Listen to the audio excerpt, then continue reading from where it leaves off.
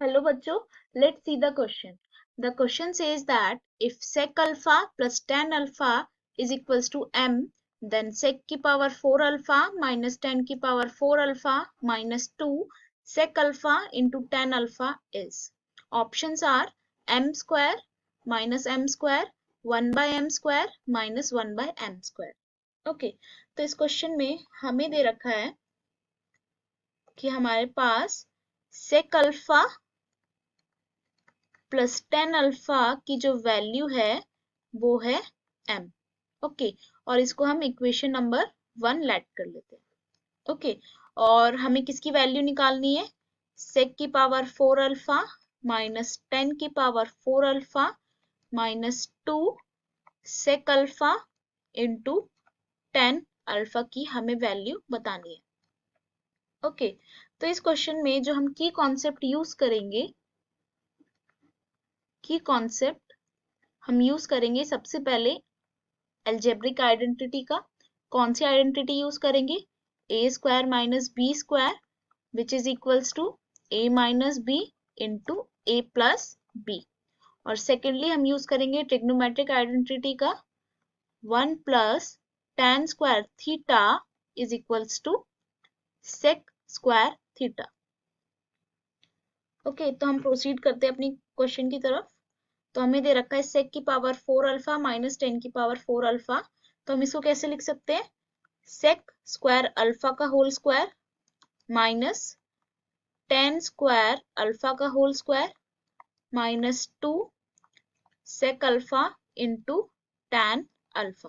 Okay, और ये क्या है? A square minus b square, और इसको हम लिख सकते हैं a minus b into a plus b. तो हम इसको लिख सकते हैं sec square alpha plus tan square alpha into sec square alpha minus tan square alpha minus 2 sec alpha into tan alpha. अब हमारे पास 1 प्लस tan स्क्वायर थीटा जो है वो सेक स्क्वायर थीटा के इक्वल है. तो sec square theta minus tan square theta किसके इक्वल होगा? 1 के. तो यहाँ पे हम इसकी वैल्यू पुट कर देंगे 1. ओके, तो हमारे पास बचेगा, इसकी वैल्यू हो जाएगी हमारे पास 1. तो हमारे पास बचेगा sec square alpha plus tan square alpha minus 2 sec alpha into tan alpha. Okay, और इसको हम लिख सकते हैं सेक अल्फा का whole square plus tan alpha का whole square minus 2 sec alpha into tan alpha. और ये किसकी आइडेंटिटी बन रही है? ये एक आइडेंटिटी बन रही है किसकी? a माइनस बी के होल स्क्वायर की which is equals to a square plus b square minus 2ab. तो हम इसको यूज करके इसको हम लिख सकते हैं sec alpha minus tan alpha का होल स्क्वायर. और फाइनली हमें इसकी वैल्यू निकालनी है, तो इसको हम लिख देते हैं इक्वेशन नंबर 2. ओके, तो हमें इक्वेशन नंबर 2 किसकी वैल्यू निकालनी है? Sec alpha minus tan alpha के होल स्क्वायर की वैल्यू बतानी है. और हमें इक्वेशन नंबर 1 क्या दे रखी है? Sec alpha plus tan alpha is equals to m. Sec alpha plus tan alpha is equals to m. इसको यूज करके हमें इक्वेशन नंबर 2 की वैल्यू बतानी है. ओके, तो हम क्या करेंगे? यह इक्वेशन नंबर 1 है. Multiply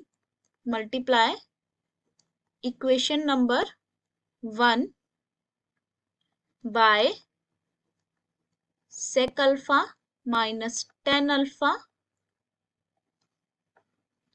in numerator as well as denominator on LHS side. हम इक्वेशन नंबर 1 की LHS साइड पे न्यूमरेटर और डिनोमिनेटर में sec alpha minus tan alpha से मल्टीप्लाई करेंगे. तो मल्टीप्लाई करते हैं sec alpha plus tan alpha into sec alpha minus tan alpha upon में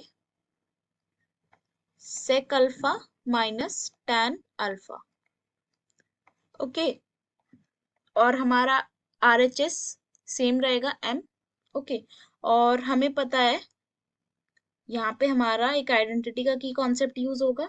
कौन सा कॉन्सेप्ट, कौन सा की कॉन्सेप्ट, कि अगर हमारे पास a plus b into a minus b है तो हम इसको लिख सकते हैं a square minus b square.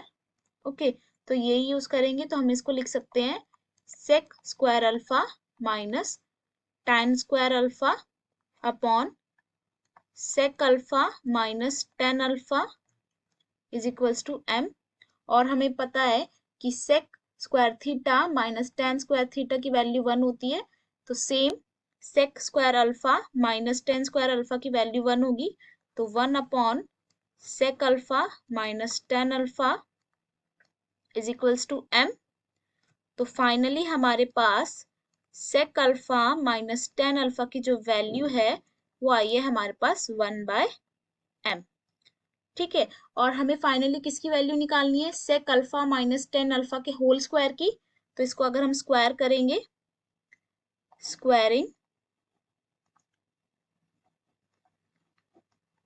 Squaring करेंगे तो हमारे पास फाइनली आएगा sec alpha minus tan alpha का whole square is equals to 1/m square, और यही हमारा फाइनल आंसर होगा। ओके, तो इसलिए यहाँ पे हमारा option number C 1/m square जो है वो करेक्ट आंसर है। Okay, hope you will understand. Best of luck, thank you.